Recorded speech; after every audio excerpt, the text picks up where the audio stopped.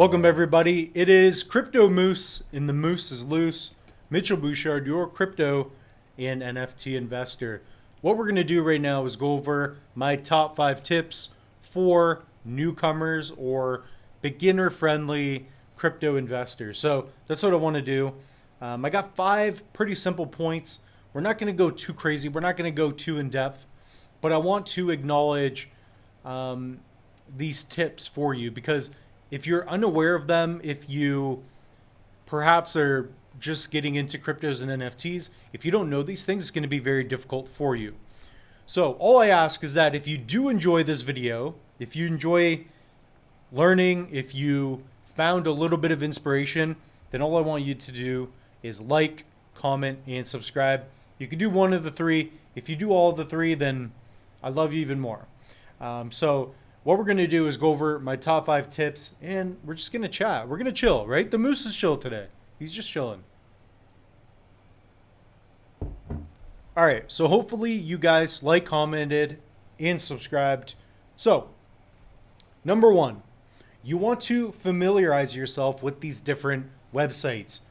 For example, if you are into Cardano's blockchain and you want to get into NFTs, you need to familiarize yourself with JPEG Store. So it's going to be jpeg.store. That's a website that you can see right here. Perhaps you are into, let's see, maybe like Ethereum NFTs. Then you have to be more familiar with OpenSea. So it's going to be OpenSea.io. If you're into Solana, you want to look at SolArt or other websites that sell their NFTs. So spend time every night looking at those particular websites. If you are just into the token, then take a look at CoinMarketCap. So for example, we can go to CoinMarketCap right now. If you want to learn about meme coins, go there, go under, I guess you could do this method. So go to the homepage, right? And then go to categories. This is the only way I really know how to do it. And then under categories, you want to find the memes. There you go. So right here, you can see all the meme coins. So obviously you have Dogecoin, you've got Pepe, you got Dogelon, Mars, all those crazy coins. We got Snack. We could see how Snack's doing. Not so hot, not in the past month or so. It's even. But what I want you to do is write down on a piece of paper, right? So I don't even know what I have written down on here. I wrote Dega. So write down on a piece of paper the top websites. I can give them to you right now again. So it's going to be OpenSea.io for ETH NFTs. You're going to want to look at SolArt. You want to look at JPEG Store. You want to look at CoinMarketCap. These are the main ones. And you want to familiarize yourself just by looking every week, every day, if you can, every night, even if it's 5 minutes. Watch the trajectory of different coin projects, right? Just understand how to use these different websites to research projects. Now, the other main one is looking at the white papers, or what is known as Lightpaper. So it's got to be the white paper. There you go, the Bitcoin white paper, okay? And here's the English one, so we can download that. And this is the document that came out. So for those of you that were early into Bitcoin, which I assume most of you were not, it does pay dividends to have been born earlier, of course.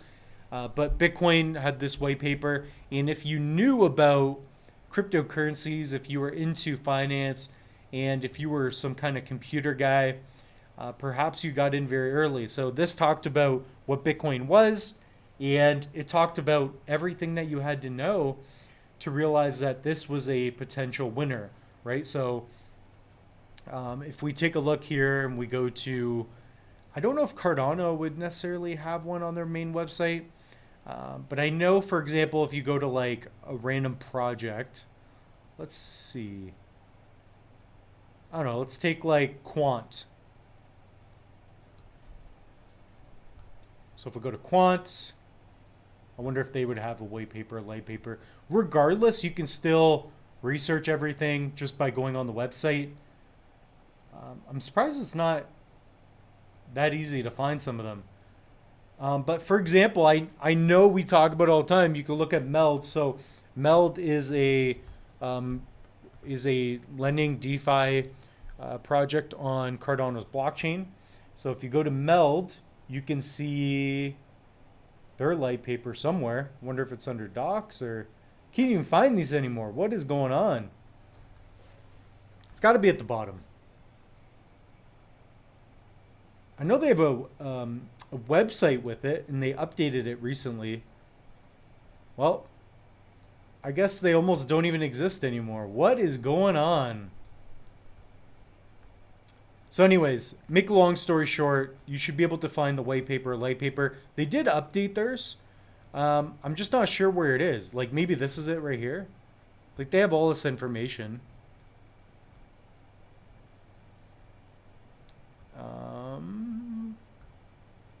Yeah, well, here's the Whitepaper up here.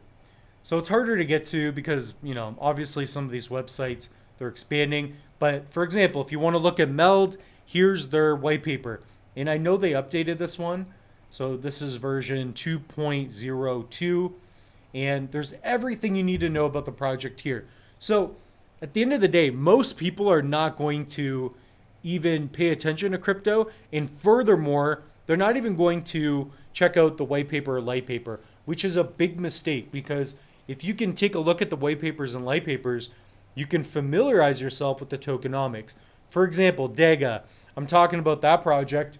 It's a beautiful project that's coming out. So Dega, it's a project that is going to help with the underlying infrastructure for crypto gaming. So it's obviously difficult to know how to set up wallets. They're going to take care of some of that. They're going to make gaming and metaverse projects, the user experience more easy. So it's going to be really interesting. For example, I know they have their Whitepaper right here. So if you want to take a look at that, I did do a video on Dega on this channel. But what I do like about it in particular is the tokenomics. So this is going to talk about the token distribution. How many are going to be minted? Are they going to burn them, etc.? So for example, if we zoom in here, you can see that the team, they're getting 21%, and the ISPO is 25%, which is very generous. So when you have an ISPO, in the case of Cardano, it's an initial stake pool offering. All you have to do is delegate or stake to a pool, and then you can earn a little bit of the token that they are coming out with. So for example, for Dega, if you stake to the Dega 1 stake pool, we have tons of videos here on the channel, then you can earn Dega instead of just ADA. So when you're staking to a pool, in the case of Cardano, it's a proof of stake blockchain. You earn a little bit of the new supply, but in this case of an ISPO, when you stake, you're not just going to earn Cardano, you're going to earn mainly their token. So it's a good way for them to earn funds, etc. So I probably made that more complicated than it has to be. But again, the moose is loose. Comment down below if you guys want to see the moose a little more loose. Let me know. So that is going to be number one, research. It's probably the most important thing you're going to do or miss out on if you don't take it serious enough. Number two, let's get into number two. That is going to be to take an online course. So I talk about it pretty often as of recently. So if you go here on the channel, we'll do a quick refresh as well. So right here, I have a free Cardano mini course. If you want to get the downloaded files, click on this link. So I already had it open up here. But put in your email and you're going to get a link to the Google Drive and you're going to get all the content so you can download it to your phone, your laptop, and you'll also get a link to the workbook. You can even write down your recovery seed phrase, and it's really good. Guys, like this is adding a ton of value. If you want to learn more about Cardano specifically, this is going to be the perfect course for you. So the way I think about it is a lot of people are confused about the fundamentals.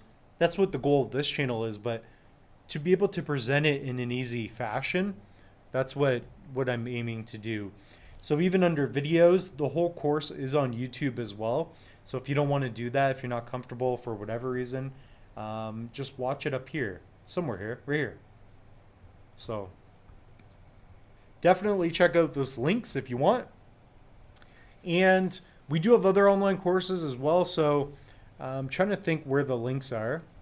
I do have a link tree, I guess. So if you guys want to hit the link tree, and we will do that. That's going to be for something else. So if you go to the link tree, you can go through all the different online courses that we have. So we've got a Crypto and NFT Masterclass, a NFT for beginners course. We've got a 10-day, and we have links to everything else. So if you guys want to learn more, definitely check that out. I think these are great opportunities. And the best thing about it is that you can watch it on your own time. You can watch the free stuff. I'm going to be making a Bitcoin free course. I'm going to be doing the top blockchains. It just takes time to build. So number 3 is security focused. You have got to be security focused. And that's what I want to go into right now. So I will have links in the future as well up here talking about where you can pick up a hardware wallet. For example, in the link in this video, let's say in the future, you're checking out a different video. I will have links for you right here, how to buy a Trezor and how and where to buy in EliPal. So these are the top 2 hardware wallets I talk about all the time. This is the best thing in my opinion as a crypto and NFT investor. What these are going to do is it's going to allow you to hold your seed phrase, your recovery seed phrase on the device, and it acts as an intermediary where you can add a passcode, and it's just the safest way to go. And instead of just having a hot wallet, so for example, if you're using a NAMI wallet, if somebody gets access to this wallet, they can just send my funds away to themselves. Now, I've got different accounts under NAMI where if I were to sign a transaction, you would have to sign it using the Trezor. So it acts as an intermediary. So if you were to try to take from this particular Trezor Mitch account, you wouldn't be able to without going and confirming transactions with the physical device. So that's the beautiful thing about the Trezor Model T. And you guys have to take your security more seriously. So you could even get into a VPN. What else can you do? You can avoid email scams. So if somebody's trying to hack you in particular, what they're going to do is they're going to craft a email that's tailored towards you, and they're going to be like, hey, click on this link and you could hook up with this girl from high school that you knew, or whatever. They're going to find a way to get access to you on an emotional level. So be careful. The links, make sure that it's coming from a proper source. So for example, it may be Trezor or somebody acting as Trezor saying, hey, send me your private key, send me 2 Bitcoin, whatever it is. It's not real. Nobody's ever going to ask you for your seed phrase. If they are, they're messing with you, right? What's the next one? So number 4 is understanding private keys. So that's what we have to get into a little bit as well. So when it comes down to it, there is your public key and your private key. So let's say you have a Bitcoin wallet, and I will get that set up. There is a website here that we can use. So if you go to bit address, all right, so we're going to move our cursor. What we're going to do is create a paper wallet. So by the way, if you do ever want to create a Bitcoin paper wallet, if you don't have enough money to buy a hardware wallet, I didn't for 3 years, 2-3 years.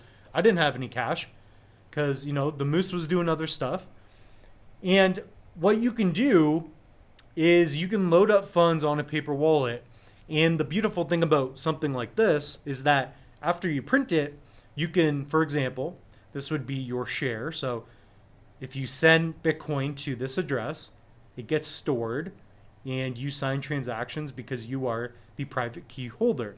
Now, the private key, you never share with anybody. You never share your private keys with anybody. Nobody ever, right? The President of the United States says, hand over your private keys. Hell no. Tell them to screw off. Nope. So you print that, and then that's one way you can have a cold storage wallet as well. It comes down to really taking your security seriously, right? So you guys should understand how this works. So we have videos here on the channel. If you watch that Cardano mini course, I explain it in even greater detail. Man, I have a lot of tabs open right now. What is going on? Moose is getting loose. Somewhere on the channel, I assume. So if we go under videos, I know I talk about your public and private keys. So again, what we're doing is building a library for you all. So here you go. I even have a mini video. So one of those shorts, almost 2,000 views. Guys, we're blowing up, right? We're basically getting on everybody's news feeds doing this. How to send and receive crypto. That'd be a good one to watch. How to protect your crypto. Guys, like, this is it. The moose is getting loose. So that is going to be for your private keys. Very important. So let's get into the final one. And that one is going to be childlike.